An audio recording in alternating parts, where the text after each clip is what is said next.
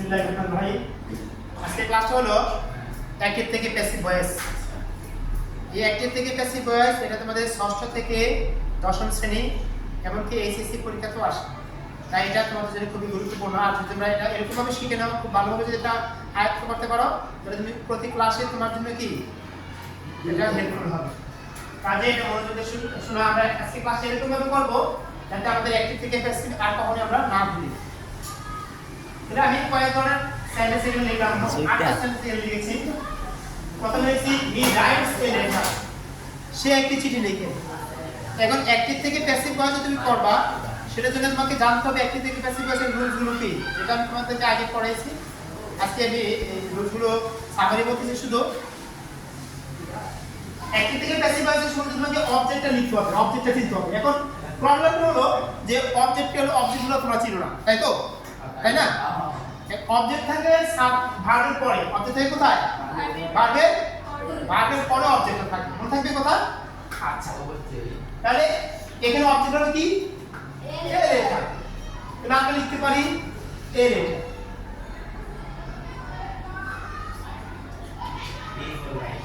আচ্ছা, অবজেক্টে সাবজেক্ট, তারপর কি বিভাগ, মানে টু বিভাগ। টু বিভাগ বসানোর অনেকগুলো নিয়ম আছে।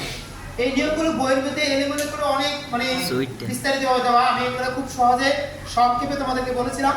টু বিভাগ বসাবা তুমি যদি ভার্ব ওয়ান থাকে, মানে মূল ভার্ব থাকে, তাহলে এম ইজ অথবা আর, তিনটার যে কোনো একটা। তবে কখন এম বসে, আই থাকলে এম বসে, আর থার্ড পারসন সিঙ্গুলার হলে কি ইজ বসে, বাকি ক্ষেত্রে আর বসে। ঠিক আছে? এখানে যেহেতু এই লেটার এটা থার্ড পারসন সিঙ্গুলার, তাহলে এখানে কি বসবো? ইজ বসবো। ওই তুমি শুনতেছো না? মনোযোগ দাও। এটা এখানে লিখতে হবে কি? ইজ। ইজ লিখতে হবে। এই লেটার ইজ। তুমি এদিকে দেখছো না কেন? এই লেটার ইজ। এরপর হলো ভার্ব 3, মানে ভার্বের পাস্ট পার্টিসিপল। এখন রাইট এর পাস্ট পার্টিসিপল কি জানি না। Right, written, wrote, written, WRITTEN। পরে একটা লিখতে হবে বাই, সাবজেক্ট এর অবজেক্ট। এই থাকলে কি হবে? হিম। কি হবে বলো তো? তাহলে হি রাইটস এ লেটার, এটা প্যাসিভ কি দাঁড়ালো? এই letter is written by him. Okay,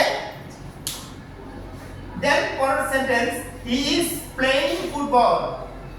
he is playing football. অবজেক্টটা কোথায়? ও অবজেক্ট হলো ফুটবল। অবজেক্ট কি? ফুটবল। ভার্বের পরে থাকে অবজেক্ট, তাহলে ফুটবল হলো অবজেক্ট। আমরা লিখবো অবজেক্টটা ফুটবল।